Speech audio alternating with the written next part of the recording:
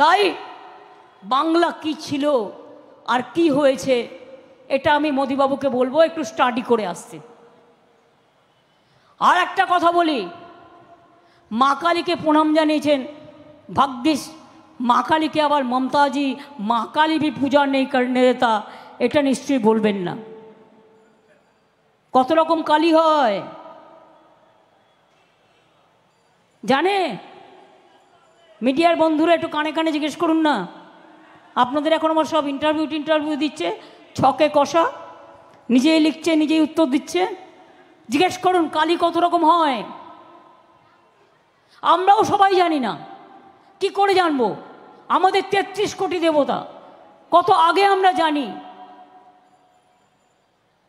যখন আমাদের 33 কোটি দেবতা আগেই আমাদের মনীষীরা বলে গেছেন, তো আমি কি করে বলবো আমি কোন ছাড়?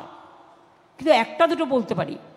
আমরা পুজো করি রক্ষা কালী, চামুণ্ডা কালী, ছিন্নমস্তা কালী, সিদ্ধেশ্বরী কালী, সর্বমঙ্গলা কালী, ভবতারিণী মা, ভুবন মোহিনী মা, মনমোহিনী মা, মহাকালী, জহুরা কালী, শারদা মা, আদ্যা মা, দক্ষিণেশ্বরের ভবতারিণী মা, বৈষ্ণু মাতা, সন্তোষী মাতা, সেরাওয়ালি, জয় মাতাদি, ফুল্লরা, নলাটেশ্বরী, বক্রেশ্বর কালী, মা তারা থেকে শুরু করে কঙ্কালী তারা থেকে শুরু করে কত কত ভর্তি ভর্তি। আমাদের নামে কদিন বিজ্ঞাপন দিল উল্টো পাল্টা, আমি গিয়েছি কেস করে দিয়েছি, ভালো করে দিয়েছে সুপ্রিম কোর্ট আর হাইকোর্ট, যে পুরো বেআইনি, পুরো অসাংবিধানিক একটা দল উইদাউট এভিডেন্স এইভাবে এত মিথ্যে বলতে পারে। এদের তো আগে বলতাম ভালো কাজ করবার জন্য পদ্মশ্রী, পদ্মবিভূষণ, ভারতরত্ন মেলা উচিত। এ তো মিথ্যে কথা বলার জন্য কোনো অ্যাওয়ার্ড তো নেই। বৈশা বলছে বসে আঁকো প্রতিযোগিতা কী করবো, অ্যাওয়ার্ড দিবি?